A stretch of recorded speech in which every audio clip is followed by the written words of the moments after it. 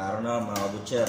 Meron pala tayong gagawin ngayon. Ito yung beef inside. Bali, i-slice lang natin siya ng si request ng customer.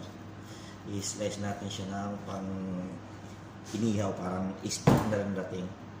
Titrim lang natin siya. Kasi ayaw nila yung taba. Panoorin nyo mga butcher.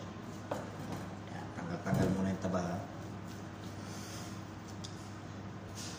Yung parang sakto lang daw sa isasakto dun sa ihawan nila, palapad. Yan, kita nyo yan.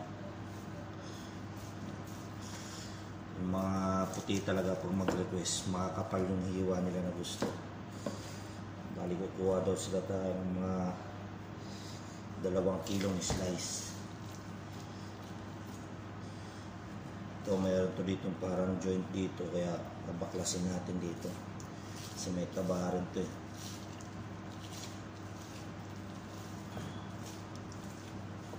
Yan. Ito yung nabaklas mga kabutcher.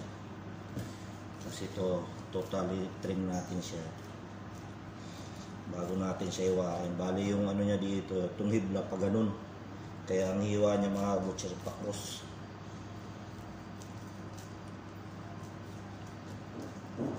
Yan, kita niyo yan. Bali, special yung paghiwa nito mga butcher. Special yung request nila. Baliktaran natin kasi may taba rin yan. Nakita nyo yung taba niya. Babakbaking din natin yan mga butcher. Yan. Puro trim yan mga butcher. Nakita nyo yung taba niya. Dami. Pero huwag kayong mag-alala mga butcher, yung mga taba na trim yan, may mga purpose yan dito sa shop namin. May mga silbi yan. Yan, kita niya, wala na.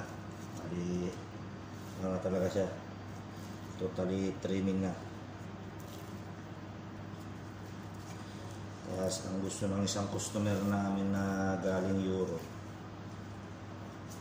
ang kapal niya, almost 1.5 inch. Bali, papa-cross daw. Bawasan natin dito yung kasi gusto niya yung talaga. Yan, kita niyo mga butcher. Yan, ganyan na. Bali, ang kapal niyan, mga pakita ko sa inyo. Ganyan ang kapal niyan. Yan. Kasi ihawin nila dun sa grill nila. Maganda yung ihawan daw nila yan. Ganyan mga butcher, kita nyo. Hindi nakikita sa medyo malaya. Kita niya, ganyan ang pag-ihaw daw nila para sa New Year's celebration. Bali, kukuha tayo ng 3 ganyan na 4 para umabot ng 2 kilo. Bali, almost 700 gram to 600 gram. Isang hibla. Yan o, mga butcher. Sarap, no? Pag inihaw niya, mga butcher, yan o. Baliktad-baliktad lang yan. Salt and pepper na. Yan. Kasi ito pa, kukuha pa dito mga butcher. Ganyan ang lang. Gusto talaga nila yung madugo-dugo pa sa gitna. Yan o. Sarap.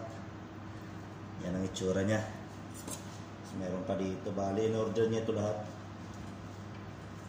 Isang buo na ito mga butcher. Yan. Kita niya yan.